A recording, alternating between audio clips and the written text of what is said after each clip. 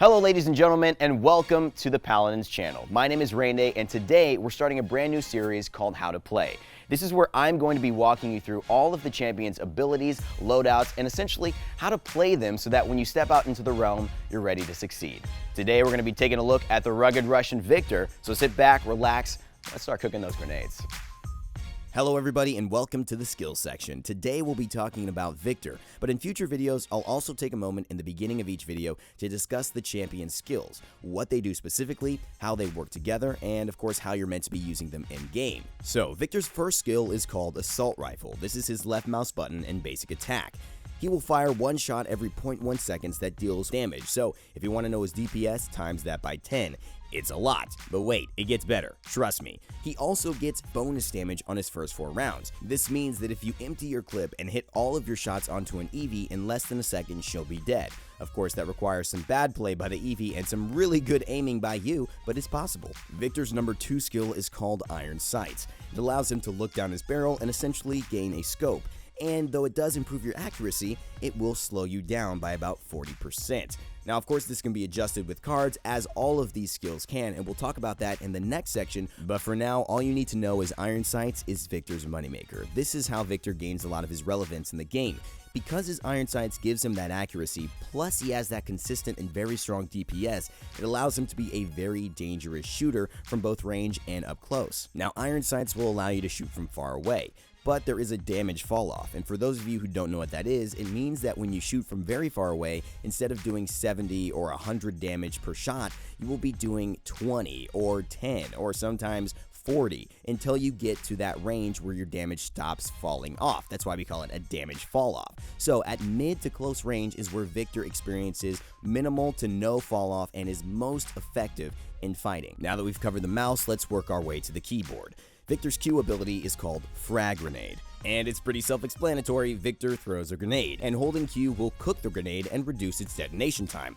Also, if you pick up a health drop, it will reset the cooldown of the grenade, so you get that a little bit faster if there's a health drop around you. And whoever gets hit with a grenade is marked, and for the next 4 seconds, takes increased damage from you. And you can see how devastating that can be if you land a grenade and then empty a clip onto a target. And so if you get used to landing that grenade either over bounces, through walls, or just cooking it enough so you can hit targets that are immediately in front of you, you're gonna be able to combo this damage for some insane results on the battlefield. Now, Viktor's F skill is called Hustle. It allows him to lower his weapon and run 65% faster. Now, you can't fire during this. Immediately when you start firing or moving to the left or right, you will stop and go at your normal speed. But as long as you press W and move your mouse, you will be running at that hustle speed that entire time until you take another action. One of the important things to notice is that this ability has no cooldown, meaning you can hustle, shoot, throw a grenade, and hustle again, shoot, hustle again, and basically if that opponent has been chasing you, use their 1 movement ability or even their 2nd movement ability, you still have yours available. You could probably outrun them in most scenarios. The only issue will be if you outshoot them,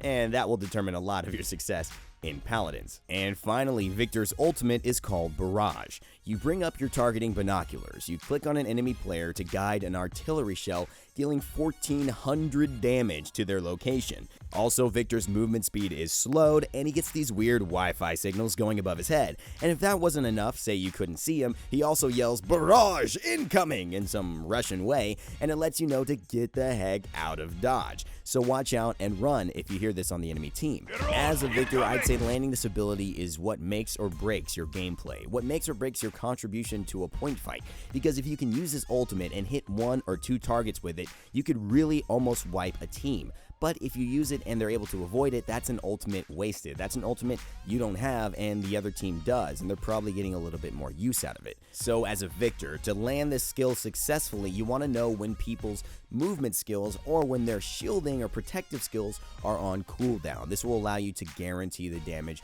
of your barrage as long as they don't see it coming from a mile away.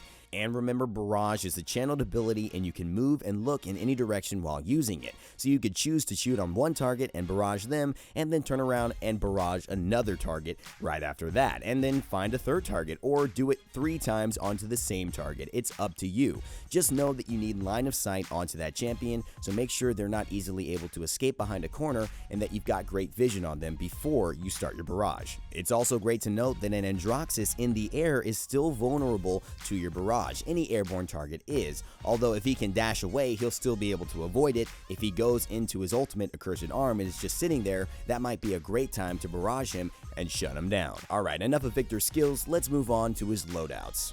So in terms of Viktor's loadouts, you're going to see that on the basic Viktor loadout, most of the cards either augment his weapon, assault rifle, or iron sights, his ability to look and scope at a farther distance. Now I actually use the same cards in my deck, but I changed the values a little bit. My deck has Viktor using a second wind 4 instead of a second wind 2.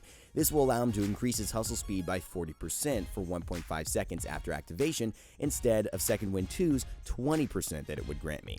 The reason I do this is because when you gotta go, you gotta go. If I'm in a fight or in a dangerous situation and there's a wall right there, I want to get to that wall as soon as possible. So I like to have the increased 20% extra movement speed for 1.5 seconds after I start hustling to allow me to create more space between me and my enemies initially. But since I take second wind 4, that means I have to take something down in the rest of my build.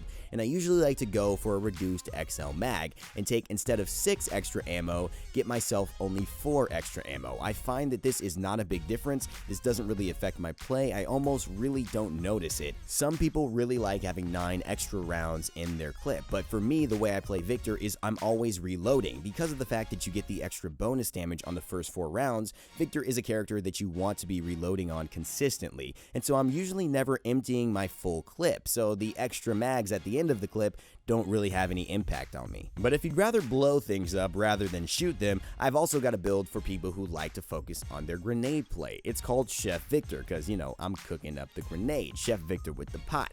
So I basically go ahead and take some cards like Grenadier 4 and On the Move 3, which allow me to cook my grenade and move faster, and also reduce the cooldown for each enemy I hit with grenade by 4 seconds. Hot Potato allows me to reduce the cook time of frag grenade so I can get that up faster, and then I pick up the other 2 cards I like the most on Viktor, which are Reflexes 1 and Compensator 1.